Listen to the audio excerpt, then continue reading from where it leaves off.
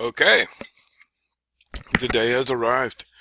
The latest version of Traffic Factory is, you're looking at my beta, but as we speak, this beta is being pushed out to production. It should be available by the time you watch this video. Uh, it's about 9:30 Eastern time, and it takes about an hour and a half for the build. So, yeah, maybe not. Anyway, let's get to it. This is fun. Uh, there's one big change, and that is in the markup area. We have auto schema built in here now. The other things are the same. And also, with the auto schema, you have the ability to actually use other schemas that are available within um, Traffic Factory. So you can do a local business, you can do a product, you can do a website, or you can do Dublin Core. At this time, you can only do one other. I think what we'll do probably get some feedback. We're probably going to change that so that you can do multiples. So, for example, you could do two products, or you could do a local business and a product, or local business and an event. We do organization automatically uh, in the auto schema, uh, and that covers quite a bit. Anyway, we'll go over that here in just a minute. To give you a little background on it, um, what happened was I got hold of a piece of JavaScript that was trying to automatically generate a video schema from using YouTube API key, and it didn't work. But the idea was sound, and I started talking to people, and we looked into what we could do automatically. And by automatically, I mean, what could we interpolate from reading the web page? We could find images, we could find videos, we could find the content, and we could find out about the organization, all just by reading um, a web page, the HTML code, and examining it. So we came up with those four items that we can generate automatically from the content, and we decided to build it into Traffic Factory. So we're going to build article schema. We're going to build video schema for each video. We're going to auto build image schema for each image that we find, and we're going to do organization for each page. So we're going to show you that here right now. But like I said, in the example I'm going to show you, I've got Dublin Core as well as the auto-generated schema. They exist side by side quite nicely. So this is, the regular stuff. Here's our auto schema setup over here. Only two things to do. If you enable it, you can turn it on or off with this switch. Totally obviously up to you. The YouTube API key is needed because we get the video information directly from YouTube. We take the entire description, and we also some other data about the video, and we also link out to the thumbnail for the video. So if you do image optimization, your little ears just went up, and that's good, because I'm going to repeat that in a minute. Also, there's a place here to put a logo URL. Again, this is highly, I can't say that enough, recommended, simply because you have the opportunity to stuff an image with EXIF data, metadata, like we teach, like we do with the with all our images. Hopefully, you are, and have a link to it, and in a whole bunch of different places. Now, the reason that we put this in here, and we do provide the default. The default is the Traffic Factory logo itself from the website. And we did that just because it's a requirement of the schema definition in some places to have a logo URL. So, to make sure that we don't generate errors in the schema, if you don't give us a logo URL, we will use the default Traffic Factory logo URL. So it's up to you, but obviously you want to do a logo URL. It can be anything. This doesn't have to be like a specific size or anything. It could be a Gigundo image. It can be anything. It's just a link. You'll see in a minute. As far as how to get the YouTube API key, you can get that from, there'll be a video link in the thread. Karen's got a real good one. It's really quick. I mean, it'll take you 2 minutes to get if you don't know how to do it, to get the YouTube API key. A little info about YouTube API keys. You might want to use one per project or something of that nature. The way that this works is we generate the schema. It's static. It sits on your web page. When we find a video, we pull the schema, build the schema for the video, and then we cache it. Okay? And the reason that we cache it is because we don't want to have to pick it up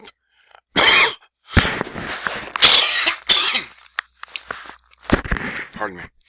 We don't want to have to run it for every page that you're generating, obviously.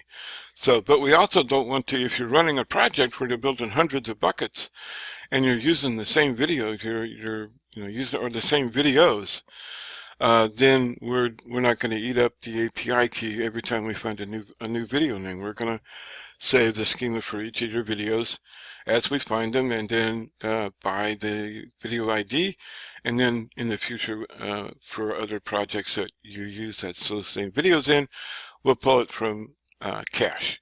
So the reason for that is you get 10,000 requests a day for a YouTube API key, and it takes 3 to 5 calls to the API to generate the schema. So then that depends on the size of the description. If you're using a full-on description close to 5,000 characters, then it's going to take 5 calls, and the minimum is 3. So out of 10,000, you don't get 10,000 schemas. So anyway, that's how we soften or reduce the need for calls to the API. But it's not a bad idea to have a few of them around if you're building lots of video embeds. And that's it. I mean, there's just those 2 things that to set it up. Now, the other thing that is new, well, I'll tell you what. First, we're going to take a look at the schema, and then we're going to come back and show you there's another switch, new switch, whoopee, and all it does is tell it whether to put the here, we'll take a look at it real quick. All this does is it tells you, we don't care because we're not really going to run. We're going to add to Amazon S3. And when I pick Amazon S3 and click next, now it's going to ask me here what the URL format is that I want. Okay? And that is bucket name is folder name or bucket name is subdomain. Okay, now this has been discussed ad nauseum in the group, and people seem to have their preferences, so you get that choice. There is no choice on Azure, just so you know. We can't change the structure of the container names or bucket names in Azure. It's only on Amazon S3 can we do that. So let's take a look here real quick. This is the schema for this page. I also want to say something about these random images. If you're using the random images in your theme that was originally in the Modern Business theme, which is loremflickr.com, we do not provide schema for this image. That's simply because we would be building schema back to Lorem Flickr. It wouldn't provide anything of value to your website, and we don't necessarily want to be helping them out. So anyway, you can see here we got an image, we got a video, and we got some content. And if we look back here at the structured testing tool, this is this is a run with the bucket name as subdomain. This is the schema. You can see over here that this one has the Dublin core. You can see that here on the left. And if we scroll down, you can see now we've got the schema that we've generated here. That's what all of this is over here. One item for organization, it's basically just a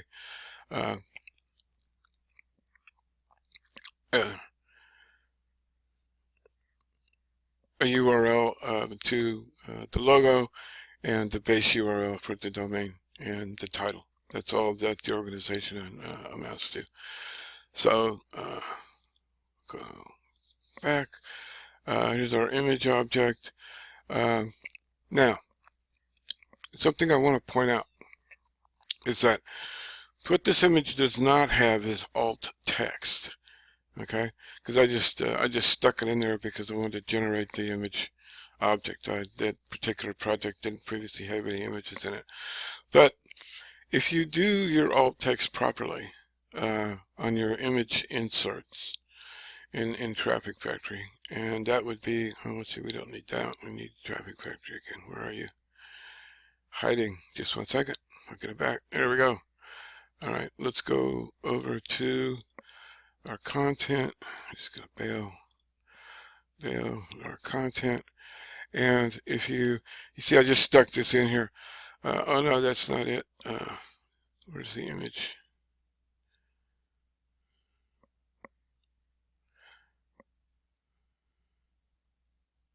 There it is. It's our image folder. If I had added in alt text,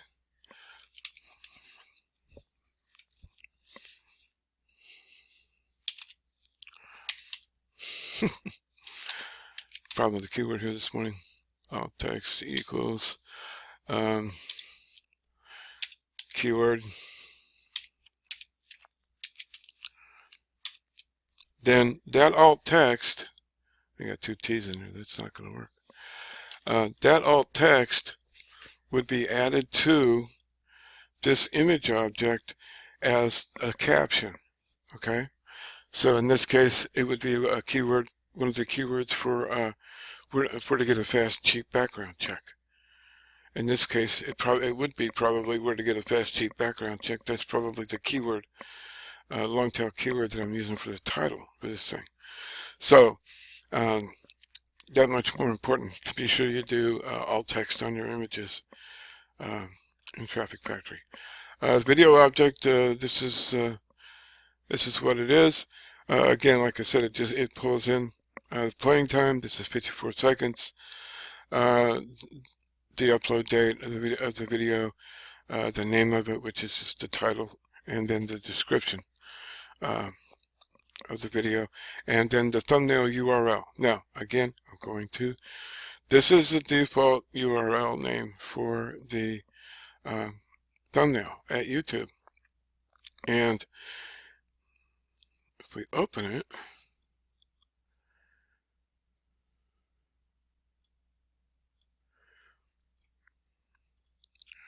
you'll see that it is the actual thumbnail for the video. And if that is keyword stuff, the metadata stuff, the next step data, and all that good stuff like it's supposed to for all your images, then you're going to get another link back to a heavily optimized image in the schema, and all the schema. So that's about that. The article schema, we'll take a quick look at that. There's some things I want to also make a point of here. The schema definition of article, which is what we build for your content, says that the first sentence is the name of the article. This one says Axiom Criminal Background Checks. The first 6 sentences of your content are called the article body. And those are the 6 sentences that are the very first thing that Google's going to see when it crawls your page. The whole point behind schema, you all know this. I'm going to repeat it anyway for those that are not aware of it. The whole point behind schema is to give Google and the other search engines a discrete byte of data that is descriptive of the element that it's associated with.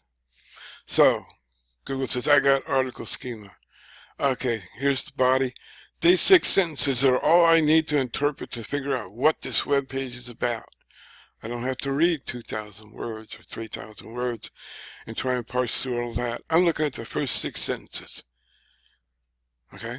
So just bear that in mind as you create your content, that, and this is true everywhere you go, whether it's your offline, your WordPress, money sites, that, and so on and so forth. The first 6 sentences of each one of your pages is what Google's going to look at if you build schema. Okay? Well, and specifically article schema. So anyway, that's it. I won't pound on that anymore until later when I do it again. URL, there you can see we got the bucket name. In this particular one over here, we've got folder name. Website is folder name instead of bucket name, just so you can see they're both working. And so I could prove it to on a test, so on and so forth. Anyway, author, publisher, these are requirements. And again, this is where the logo URL comes in. Okay, it's a requirement. If we don't have something here, it generates an error in the schema, and Google tends to just take a hike when it doesn't find the schema. So there you have it. If there's any questions about it, well, let's chat in the group like always. Again, it's on the markup, auto schema, new tab, and I was going to show you real quick the Dublin core, because in this case, I generated 5 Dublin cores. 1, 2, 3, 4 Dublin cores. Okay, 5.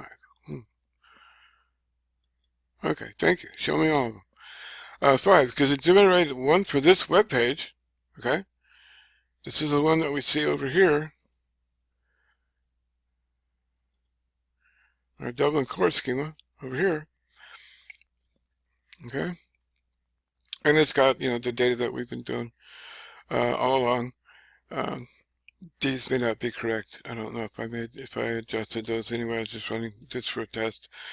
But you'll notice that I got 4 more Dublin cores in here. Oh, wait a minute. Dublin core. I got 4 more Dublin cores. And these are my embedded terms of service pages that I have Dublin core on. Now, I'm using my own terms of service. Okay, I took the ones that we provide, the defaults. They don't have any schema on them, so they're not going to be picked up like these are in this example. But since I did my own, I went ahead and I put Dublin core schema into these documents as well. So my schema generator, when I do the schema, it adds all 4 of those legal pages as well to the schema associated with this particular website. So I'm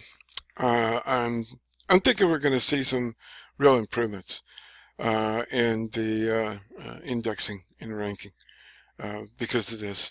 I read some statistics, and people are throwing around numbers like 9 position increases with adding schema to WordPress websites and stuff like that. And more dwell time, more time on page, higher click-through ratios, things of that nature. So have at it. Just turn off your, close your traffic factory and reopen it, and get the update to 2.17. And rock and roll. And I'm sure we'll be chatting. Have a good day.